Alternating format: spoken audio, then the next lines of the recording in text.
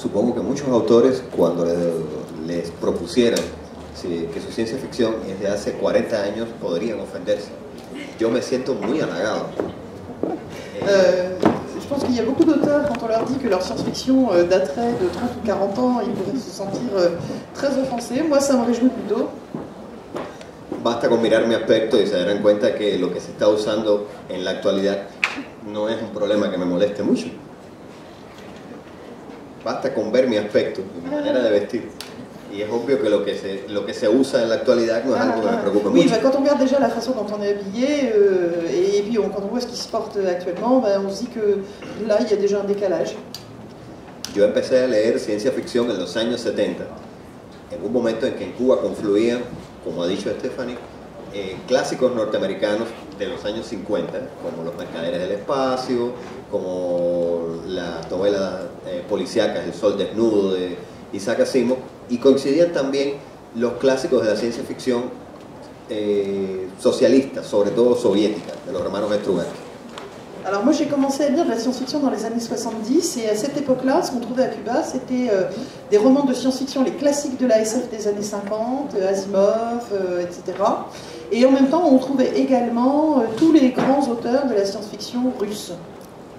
Mientras que los soviéticos pensaban que la ciencia ficción debía ser para reflexionar sobre problemas de la construcción del socialismo, los problemas del futuro, los norteamericanos pensaban que lo primero que debía hacer una historia era entretener.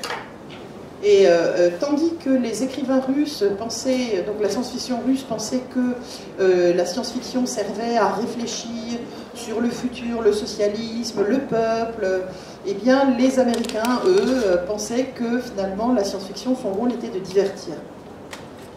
Cuando yo leí historias como las de John Brunner, de Stanton Sansevier, como historias de lo que se llamó la ciencia ficción social inglesa, yo dije, alguna vez me gustaría hacer esto, pero desde el punto de vista de Cuba.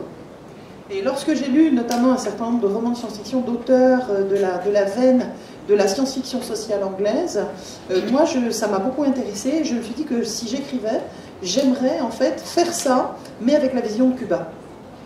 Mis amigos me decían, estás loco, en Cuba no se puede publicar esa ciencia ficción, no se puede hablar de un futuro en el que existen problemas en un país socialista. Et tous mes amis m'ont dit, mais t'es complètement fou, tu peux pas écrire à Cuba une science-fiction dans laquelle tu mettrais un futur avec les problèmes qui se poseraient dans un pays socialiste. Luego cayó la Unión Soviética, vinieron los años 90 y no solo el futuro, sino el presente dejó de pertenecer al socialismo. Entonces escribí este libro porque era mi manera de tratar de unir la imaginación inherente a la ciencia ficción con el sentido de rabia, de estar del lado equivocado de la cadena de distribución, colonias, metrópolis, que me había tocado. Et lorsque finalement quand j'ai commencé à écrire, les États-Unis, l'Union soviétique s'est écroulée et Cuba a quand même continué à être ce qu'elle était.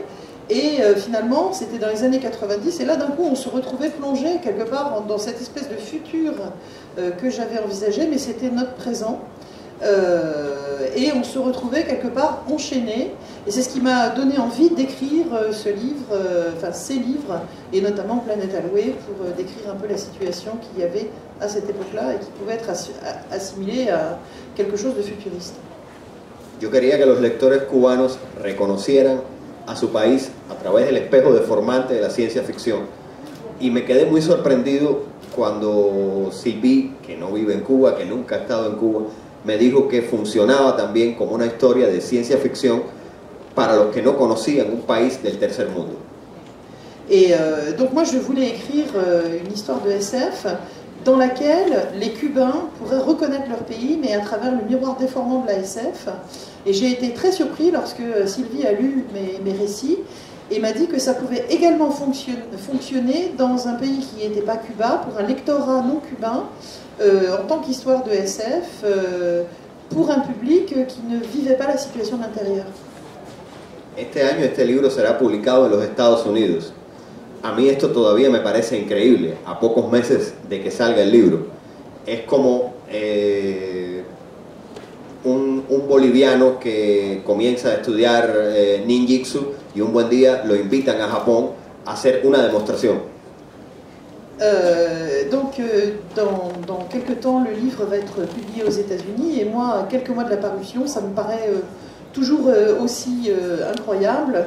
C'est comme si un Bolivien apprenait un peu des techniques de ninja et qu'on l'invitait au Japon pour faire une démonstration. Y es curioso que también mi editor norteamericano, Ilan Stevens, me dice que mi novela tiene un aire retro. Yo le digo que lo que para ellos es retro, para nosotros, en los años 90, cuando yo la escribí, era un futuro muy lejano. Et mon éditeur américain m'a dit que le roman, en fait, c'était une science-fiction un petit peu à l'ancienne. Moi, je lui ai répondu que finalement, quand j'ai écrit ça dans les années 90, ça paraissait être un futur très lointain. Es obvio que lo que es moderno, vintage, retro, de anticipación, es algo muy relativo según el país y el momento. Oui, je pense que ce qu'on peut qualifier de rétro, futuriste ou vintage, c'est finalement des notions très relatives en fonction du pays où on se situe. Quiero decir que, por ejemplo, cuando yo viajo desde Cuba hasta Francia, para mí no es solo un viaje en el espacio, es un viaje en el tiempo, unos 50 o 60 años hacia adelante. Par exemple, quand je voyage entre Cuba et la France, pour moi c'est un espèce de voyage un peu spatial, un voyage dans le temps, c'est-à-dire que là je prends d'un coup 50 à 70 ans d'avance. Cuando Sylvie me enseña gadgets como su teléfono que obedece a los comandos de voz, cuando Jessica me muestra la manera en que constantemente puede estar conectada con su teléfono, para mí eso es ciencia ficción. Yo estoy aquí viviendo ciencia ficción. Oui, donc quand Sylvie me montre son téléphone qui parle ou qui fait des choses absolument incroyables, ou Jessica qui me montre des outils également informatiques avec lesquels elle est constamment connectée et qu'elle peut faire énormément de choses, pour moi, ça c'est de la pure science-fiction.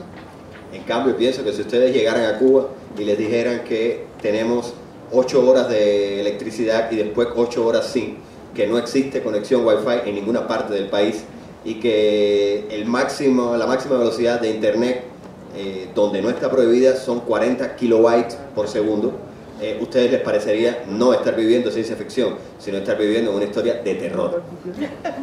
Et en fait, si je vous disais que quand je vais rentrer à Cuba, je vais retrouver une situation où on a 8 heures avec électricité et 8 heures sans, où on a, pour les quelques chanceux qui ont l'autorisation d'avoir une connexion Internet, des débits de 40 kilobits, là, c'est plus de la science-fiction dont je parle, mais c'est plutôt de la terreur, de l'horreur. Toujours science-fiction, mais cette fois-ci avec notre ami Juan Miguel Aguilera. On parlera tout à l'heure de fantasy, on va commencer par la SF.